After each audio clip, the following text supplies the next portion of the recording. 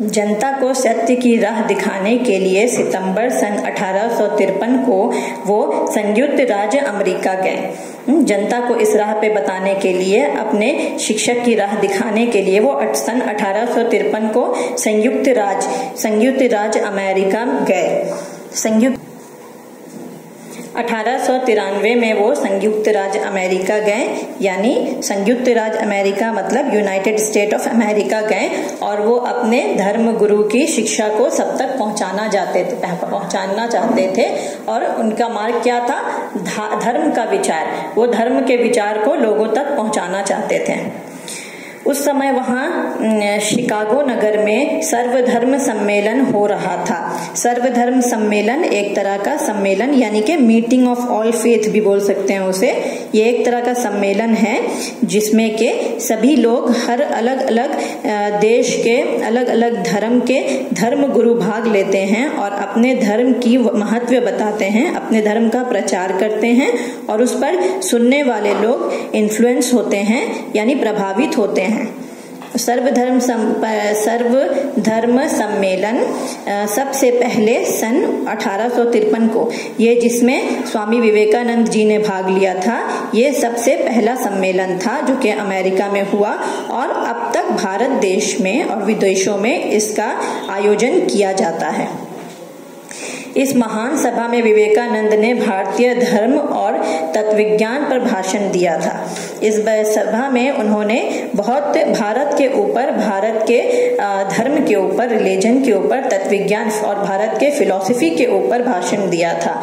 उनका भाषण बड़ा ही गंभीर एवं हृदय स्पर्शी था।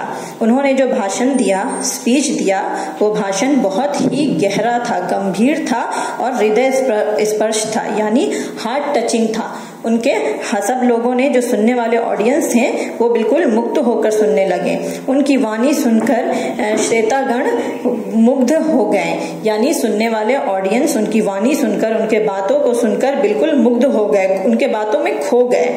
कुछ समय तक वो अमेरिका में ही रहे और अपने भाषण द्वारा लोगों को त्याग और संयम का पाठ पढ़ाया। वो कुछ वक्त तक अमेरिका में ही रहे और उन्होंने त्याग का और संयम का पाठ पढ़ाया, यानी बलिदान, सैक्रिफाइस, और पेशेंट मतलब धैर्य रखना लोगों को सिखाया। उसके बाद वो इंग्लैंड और स्विट्जरलैंड भी गए। अमेरिका के बाद वो इंग्लैंड और स्विट्जरलैंड भी गए धर्म को प्रचार करने के लिए, और उन्होंने सत्य और धर्म का प्रसार कर भारत के गौरव को बढ़ाया। उन्होंने अमेरिका, इसके साथ साथ स्विट्जरलैंड और इंग्लैंड जाकर भारत के गौरव को और बढ़ाया, यानी भारत का नाम और ऊंचा किया। उनके अनेक विदेशी स्वामी जी के शिष्य बन गए। उनके भाषण को सुनकर अनेक विदेशी उनके स्टूडेंट या फॉलोअर बन गए। उनमें से कुमारी मार्गरेट एलिजाबेथ का नाम उल्लेखनीय है, जिसमें से लेडी फॉलोअर, उनकी सबसे बड़ी जो लेडी फॉलोअर प्रशंसक बनी थी वो थी मार्गरेट एलिजाबेथ, जो स्वामी जी की अनुयायिनी बनकर सिस्टर निवेदिता के नाम से संसार में प्रसिद्ध हुई। उन्होंने जब स्वामी जी का स्पीचेस सुना, उनके भाषण को सुना, तो वो उनकी अनुयायिनी बन गई। अनुयायिनी बनना मतलब फॉलोअर बन गई। ये स्त्रीलिंग है, अनुयायिनी स्त्रीलिंग है। इसका पुल्लिंग क्या होता है? अनुयायन, यानी फॉलोअर। अनुयायिनी बन गई यानी स्त्रीलिंग, फॉलोअर बन गई, और सिस्टर निवेदिता के नाम से संसार में प्रसिद्ध हुई, और अब तक सिस्टर निवेदिता के नाम से उनको पहचाना जाता है, वो फेमस हुई। स्वामी विवेकानंद ने भारत में भी भ्रमण करके भारतीय संस्कृति और सभ्यता का सदुपदेश दिया है। इन्होंने, स्वामी जी ने हर जगह का भ्रमण किया, यानी टूर किया, भारत का भी और बाहर के देशों का भी भ्रमण किया, टूर किया, और भारतीय संस्कृति यानी इंडियन कल्चर को और इंडियन सिविलाइजेशन को, इंडियन शिष्टाचार को सब लोगों के सामने उत्पन्न किया। उन्होंने अंधविश्वासी तथा रूढ़ियों को हटाकर धर्म का वास्तविक मार्ग समझाया। उन्होंने समाज में से अंधविश्वास यानी सुपरस्टिशन सुपरस्टिशन को हटाया और रूढ़ियों को हटाकर, रूढ़ियां मतलब स्टेरियोटाइप मतलब पुरानी जो भी बेबुनियादी बातें हैं उन पर उनका जो मान्यता होता है उस चीज को उन्होंने खत्म किया। साधु सन्यासी वर्ग को भी उन्होंने शांति प्राप्त करने का नया मार्ग जताया। उन्होंने क्योंकि खुद वो एक उच्च स्तर के साधु थे, तो उन्होंने और दूसरे साधु सन्यासियों को भी एक सही मार्ग दिखाया कि उन्होंने शांति प्राप्त करने का, किस तरह से अपने मन को शांति मिलती है उसका सही मार्ग दिखाया। वो था दीन दुखी जनों के सेवा और महत्यता का मार्ग। और वो मार्ग क्या था? उन्होंने बताया कि अगर हम दीन दुखी यानी जो दुखियारे होते हैं, जो गरीब हैं, दुखियारे हैं, उनकी मदद करेंगे, वैसे लोगों की मदद करेंगे, तो हमें अपने उस सेवा से हमें बहुत ज्यादा सुकून की प्राप्ति होगी, शांति प्राप्त होगा।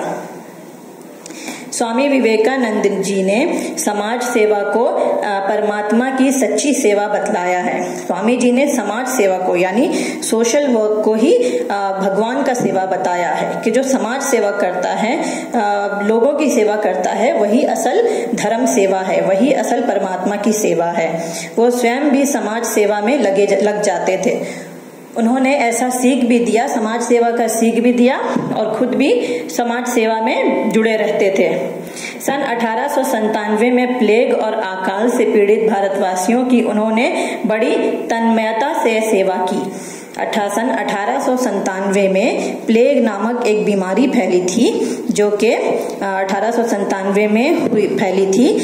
वो एक तरह 1897 में एक प्लेग नामक बीमारी, जिसको ताउन भी कहते हैं, वो एक तरह की महामारी थी। महामारी मतलब एपिडेमिक घोषित की गई थी। जिस तरह से अभी कोविड-19 है, आप सब लोग जानते हैं, उसको एपिडेमिक से बढ़कर पेंडेमिक घोषित किया गया है। तो उसी तरह से प्लेग भी 1897 में एक बीमारी फैली थी, जो कि महामारी बीमारी घोषित की गई थी। महामारी मतलब उसके वजह से बहुत लोग मरे थे, हजारों लाखों की तादाद में लोग मरे थे। इसी तरह तो इसमें उन्होंने 1897 में जो बीमारी फैली थी, उसमें उन्होंने पूरी तरह से लगकर, अपने आप को लगाकर उसमें लोगों की मदद की थी। और उसके साथ साथ प्लेग के साथ साथ वहां अकाल भी, ये भारत की बात बता रहे हैं, भारत में अकाल यानी ड्रॉट भी फैला था। तो उस वक्त ड्रॉट मतलब जो बारिश की कमी से, लैक ऑफ रेन से जो होता है अकाल, वो फैला हुआ था। उस समय विवेकानंद जी ने पूरी तरह से तन मन से संपूर्ण तरीके से लोगों की मदद की थी, सेवा की थी। समर्थ लोगों को उन्होंने गरीबों की दशा सुधारने का संदेश दिया। जो लोग उस वक्त समर्थ थे, यानी जो दूसरों की मदद कर सकते थे, कैपेबल थे, सक्षम थे, उन लोगों से उन्होंने कहा कि जो लोग असक्षम हैं, जिनके पास में कुछ नहीं है, जिनको मदद की दरकार है, उनकी मदद करें।